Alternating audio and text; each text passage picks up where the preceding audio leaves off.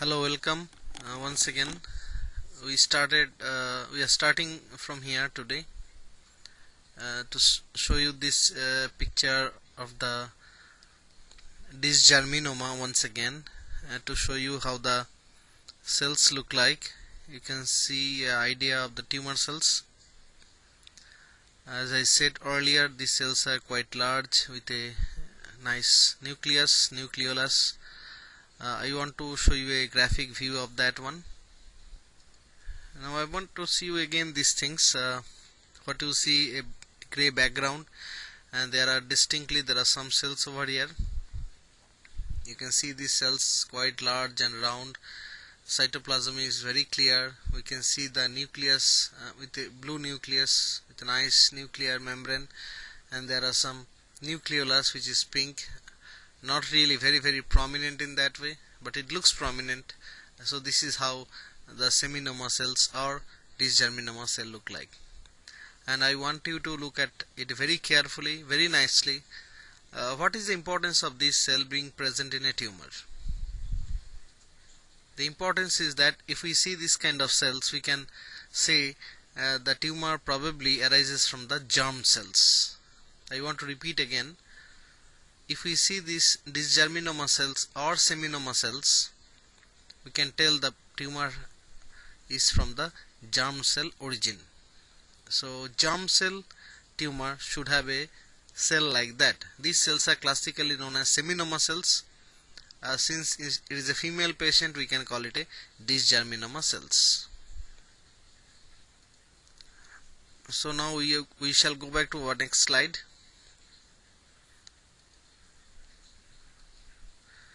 Next tumor which arises from the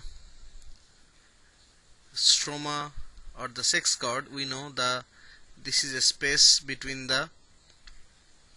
two follicles in the ovary. If we recall the picture, there are two follicles, Graafian follicles. You can see this space in the ovarian cortex which is known as sex cord. And from these sex cords we can see this cell tumor is extremely important tumor. So make sure that I underline that one to confirm that it is a very important one. This tumor is known as granulosa theca cell tumor. So it has got a component of a granulosa cell and the theca cell, which is a part of the follicles of the ovary.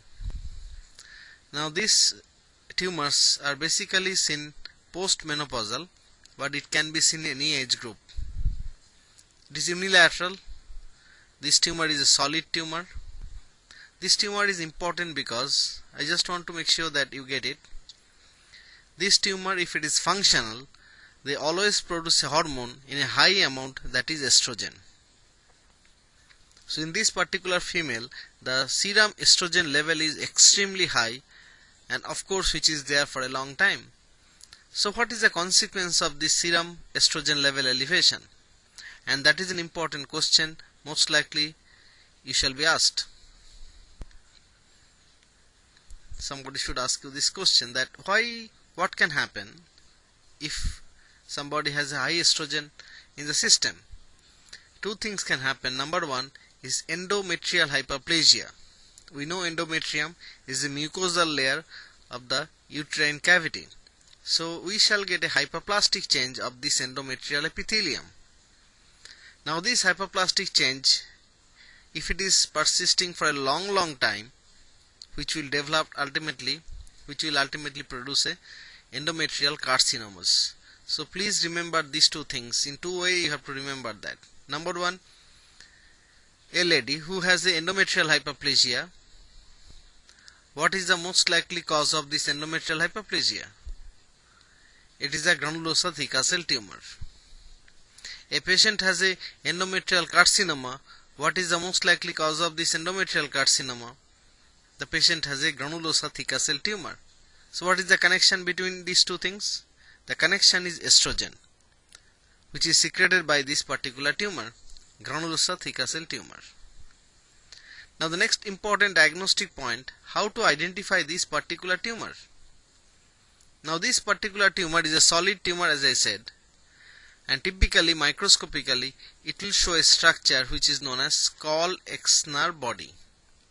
which is almost like a rosette. So I want you to see how it look like. I want you to see this again and try to understand what it is showing. Probably you can understand if we look at the cursor here. This is a structure we can see of many tumor cells which is producing a rosette like appearance. You can see at the center there is some pinkish material, but around that we can see the cell arrangement in a regular fashion, which is basically known as a rosette. So this is one rosette. We can see one rosette here also. When the cells are arranged in a particular fashion, this is also a rosette. If you look at this area, this is also a rosette, you can see in this particular case.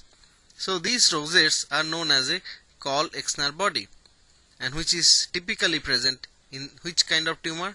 A granulosa theca cell tumor. Sometimes it is known as a granulosa tumor only. Granulosa cell tumor. Theca cell component may not be there, but granulosa cell component almost always present in this kind of tumor. So we can also call it a granulosa cell tumor. So here you get, I am giving you some idea about how the rosette look like. What is basically a rosette? Suppose this is the area which is a central part of a particular rosette. Now what we see here, we can see the tumor cells have a typical rose-like arrangement. Rose means, you know, the flower of love.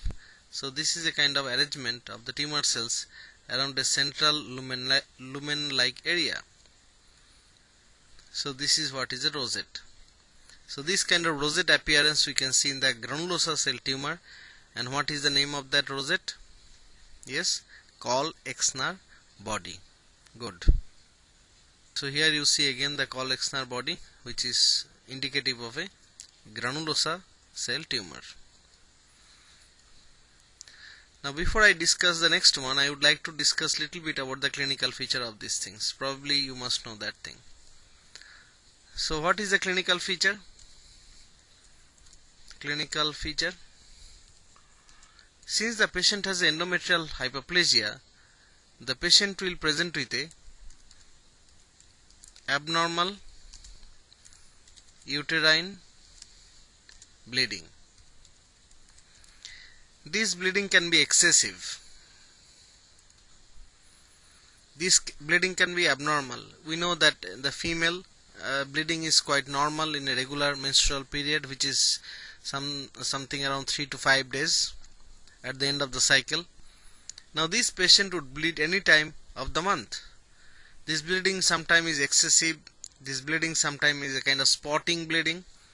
So this bleeding abnormality sometimes is known as menorrhagia or metrorrhagia. So this is a presentation. That is the only presentation. It goes like that: a 43-year-old woman presented with abnormal uterine bleeding. You do a biopsy of the uterus. You see endometrial hyperplasia. What is the most likely cause of this finding? So this is how these questions are formed. That is how the stems are produced about this particular tumor.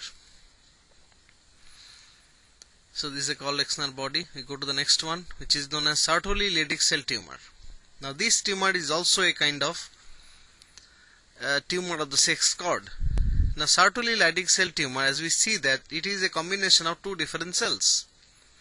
As I told you, we get a Sertoli cell which is basically present in the seminiferous tubules, a supporting stromal cells. Mostly it has got no function, almost inert, but it is a Leydig cell which are present in the ovarian stroma.